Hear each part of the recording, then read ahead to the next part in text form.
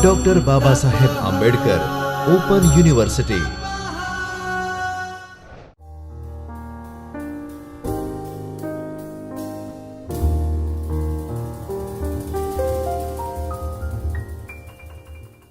Hello friends, my name is Dr. Neelkamal Gogna. Today I am going to have session for BBA Babasaheb Ambedkar Open University. Today I will teach the subject Principles of Management, in which I will discuss Block 1, that is nature and importance of management. So just have a glance over the learning objectives of this session, that we will just have a look on the concept and various definitions of management. We will also see that nature and process of management, and also we will study various functions under the domain of management. Also, we will understand the importance of management.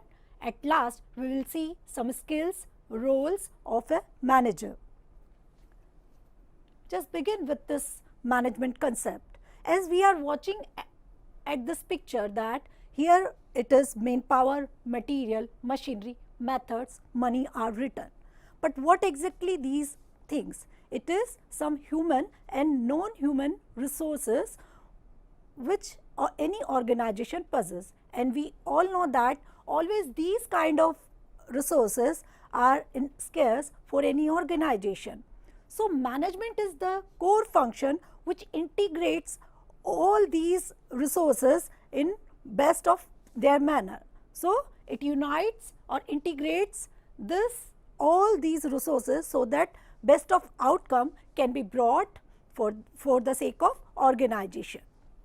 Now, if we learn about few definitions of management, so according to Lawrence and Apley, it is accomplishment of results through the efforts of other people. Next, the definition by the Kuntz define management is the art of getting things done through and with the people in formally organized groups. And at the last, the definition given by the Terry George, it is a process of planning, organizing, actuating and controlling to determine and accomplish the objectives by the use of people and resources. So in all three definitions, if we find the commonality, it is just you are managing things of the organization by the use of people and in order to accomplish organizational goals. So these two things are very critical while defining management, that it is the things done by getting things done by people in order to achieve organizational goals. Next come to one common definition which we all people know very well, that management is a process of planning, organizing, staffing, directing and controlling to accomplish organizational objectives through the coordinated use of human and material resources. So as I have defined in earlier slides, that in the concept of management, that management, it is a force which integrates human and non-human resources. So in this common definition, at the last you can see that achieving organizational goals through the coordinated use of human and material resources. Now, we will have a look on management as a process. How management is a process? So it is defined as a social process, as integrating process, as a continuous process. So first, process is a series of activities in a unified manner to accomplish any task. If we say it is a social process, it means management takes helps of people. They interact with the people or employees in order to accomplish any task in the organization. It is integrated process. Integrated process means it take help of various tools, equipments, procedures and integrate in a manner that a fruitful outcome can be achieved. It is a continuous process. It means the management works on ongoing way. Management never stops in a way in the organization or in its work. It means it is a continuous process. Now, next topic is nature of management. How we will define the nature of management? Actually, management is very dynamic and complex term, which is due to the reason that first, it is totally related with the dealing with people, and as we know that dealing with people is very tough, as human itself having very versatile nature, very dynamic in the nature. So it is tough as we define the nature of management. The first point in this nature of management that it is goal oriented, continuous and all pervasive. Goal oriented, I have defined goal orientation of management in earlier slides, as each and every task of management is pointing towards accomplishing of organizational goals. It is continuous, as in just as a process. We have learned that it is ongoing process. Never we can stop in between. That you can say that it is not allowed to stop. As and when problem arises, you have to give the solution for that and move forward for your work. It is all pervasive. All pervasive means management is applied to all domain or all the institutions. You cannot say that in the organization it is prevailing. So it is all prevailed in the environment. Now next is management. It is integrates human, physical and financial resources. So human resources, people, physical resources, material, equipments, etc. Financial resources, money and finances. So it integrates all the resources in the best of their manner. Management is a group activity. So the nature of management is management prevails only when there are more people in number. When in organization we just look that there are many people in the organization, they work in coordinated manner. They work in team. They work as a teamwork. Next is principles are dynamic and relative in nature. So dynamic means the principles are very flexible. As the environment change outside, the principles also need to be changed in accordance to environment. It is said relative in nature. So relative in nature means in organization there are various kinds of people from different culture, from different socio-economic background. So in accordance to that, manager or management has to take a stand. That's why it is said that principles are dynamic and relative. It is this particular nature should not be confused with the management is universal. Although management is universal, but the principles, that is truth or facts about management, are dynamic in nature. Next to come, management is a science, art and profession. This is a very interesting topic to be discussed in the classroom. It is generally asked in question papers too, that define management as a science, art and professions. Now let me explain how it is a science, art and profession. Science is the body of knowledge which depend on scientific principles, methods. So in this way, management just take help of some basic scientific principles, or they collect some data from the market, analyze with some tools and techniques, then they just take a decision based on some fruitful output, which is just is the outcome of some scientific method. It is an art. So art is the skill to do any work. So when we say that management is the getting things done by others. So when you are getting things done by others, you require some skills, some art, so that people do work for you. So in the sense, this is art. Now it acts as a profession. So how it acts as a profession?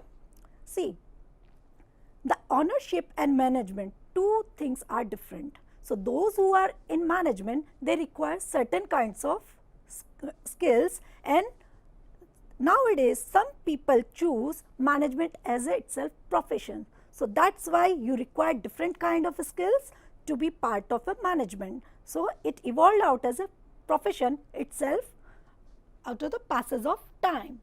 Now, next is decision making. In the nature of management lies in decision making. How? Now come to it. So first, a manager see when any problem arises, he see that what alternatives are available to him. Out of these alternatives, he select the best which is useful for his organization. That's why decision making is to select the best appropriate alternative for the solution of any problem, which is generally done by managers who are at the top position. Not only top position, but middle and lower level managers also require a kind of decision making. Management is multidisciplinary. Management having its root from different disciplines. It has some roots from economics, or it imbibe the knowledge from the economics, sociology, psychology, statistics, accounts, etc. That's why it is called as multidisciplinary approach. Now come to the next point, that is management function. This is the next topic of our unit 1. Management functions. So these are the core functions of management: planning, organizing, staffing, directing and controlling.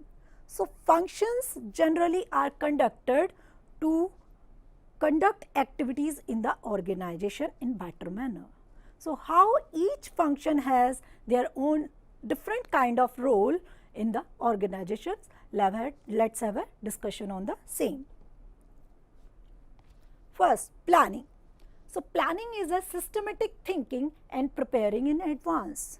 So plan, when it comes into mind, what is plan? It is you are thinking something in advance, but planning from management context, it is stated as it is a systematic thinking and preparing in advance. Planning determine various course of action in context to organization. So what to do, when to do, all these kind of things, where to do also define under the systematic thinking and plan preparing in the advance.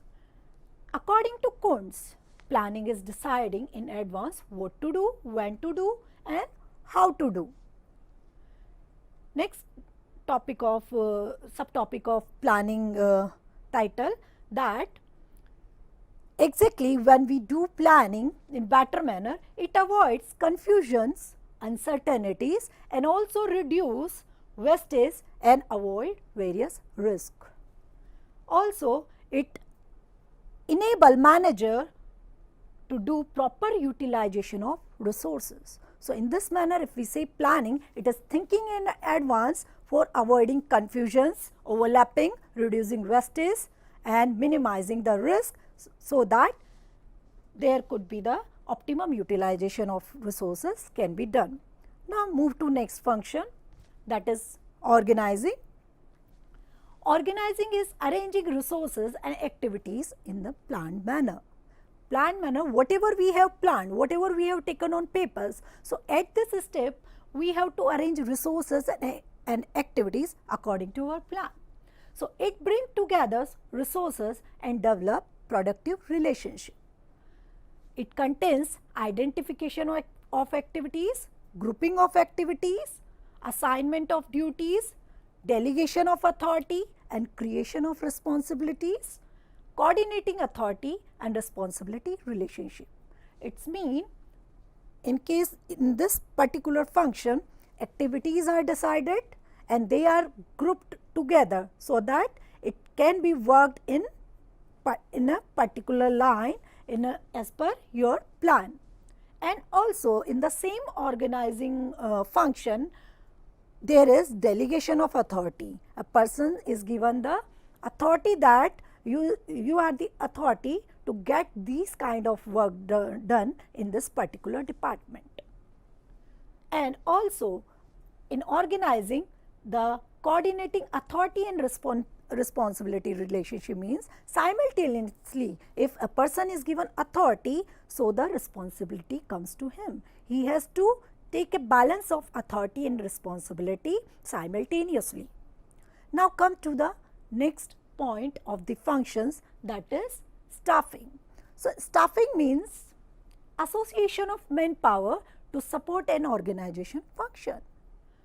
The aim of staffing is to assign right job for right people. Staffing involves recruitment, selection, placement, training and development, giving remunerations, performance appraisal, promotions and transfers. So, under this particular function, all the HR related activities falls in. So, it is the association of the manpower. Now, come to the directing, this is directing function. So, it is a continuous function for efficient and effective working, and it is also mentioned as a life spark of organization. How it is a life spark? Till now, whatever we have studied, planning, organizing and staffing, all these things are the preparation for work. But actually, this directing function brings people in the motion, as it is mentioned that life spark function brings motion in the action of people, while other function is just preparation for the work. Next is directing is the interpersonal aspect for setting goals. It means it is all about influencing, guiding, supervising, motivating subordinates. While any manager gives direction, he has to use some interpersonal skills at his level best, so that whatever they have planned and organized, it can be delivered in the better manner to their subordinates. It includes therefore communication, supervision, motivation, leadership. So, communication is to giving some kind of information that what to do. So, in this directions are given, just passing the information to employees. Supervision. So, in directing function, supervision also involves, which means have a close watch on the work of employees. Motivation. Motivation means encouraging constantly to your subordinates so that they can give their best in the work. Leadership, it is persuading to your employees so that even in your absence they can do their work well. So, leadership work, although these things I have taken in very nutshell form. So, in these things we will study in upcoming sessions in broader manner. Now, come to the next function of management, that is controlling. So, controlling is a goal oriented function. So, always it is goal oriented function. What does it mean? Let us have a glance. It ensures that activities in an organization are performed as per the plans. So, whenever controlling function comes, you have to see that whatever we have performed, whether it is in accordance to our plan or not. So, its purpose of controlling is align activities as per the standards and predict deviation in the advance. So, that controlling is very critical activity or we can say it is very critical function in the organization, as it made a manager to come on the track before any untoward happen in the organization. So, it is a function that brings back the management cycle back to the planning function. It means if any deviation happens due to any problem and if the problem cannot be resolved, so at that time manager see that whether this problem can be resolved by a slight change in the planning process. So, by this there is a management cycle back to the planning function. Now, come to the importance of management. So, first importance of management lies in effective utilization of resources. So, this is I have mentioned earlier too that management is a it is a force that unites the human and non-human resources. So, human and non-human resources in effective manner. So, in optimum manner, management helps to predict that what kind of money, what kind of resource people are required for any kind of activity. If it is not so, then most of money will go in when if effective management is not applied in the organization. Development of resources. So, management helps in developing people, helps in giving good quality of product in the society. It develops people through training and development, and also it gives good quality of product in the society through the quality measurement and enhancement its procedures and practices of the production. Not only this, there are various kind of things lies in the development of non-human resources. Fine. So, now next come to it incorporates innovation. As we all know that the outer environment of organization is very dynamic, it keeps on changing. So, it is the duty of management to incorporate all the innovation, all the technology changes happening in the outer environment. It integrates various interest groups. This particular point need to understand in a manner as the interest groups. This particular term explain various stakeholders of the organization. In organization, there are various stakeholders, like inner stakeholders are the employees and outer stakeholders are the suppliers, vendors, government organizations, etc. Exactly, it integrates interest of various groups. It assures government that we are abiding by laws. It assures customers that we are doing or we are following certain corporate social responsibility, we are doing certain social responsible work, and it also ensures employees that a proper training and development care is taking care of, and also a proper transfer and promotion and monetary benefit is given to them. So, management keep concern about all the interest of these kind of interest groups. Stability in the society. How it brings stability in the society? Management actually updates procedure and practices of the organization, which is the need of the hour. In that manner, it keeps society and practices on the same platform. Now, come to the next topic, difference between administration and management.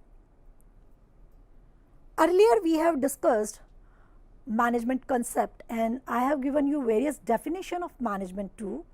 So, in that the core idea of management is getting things done by others, or in another manner it is a process of planning, organizing, directing, staffing and controlling the activities of organization in order to achieve organizational goal.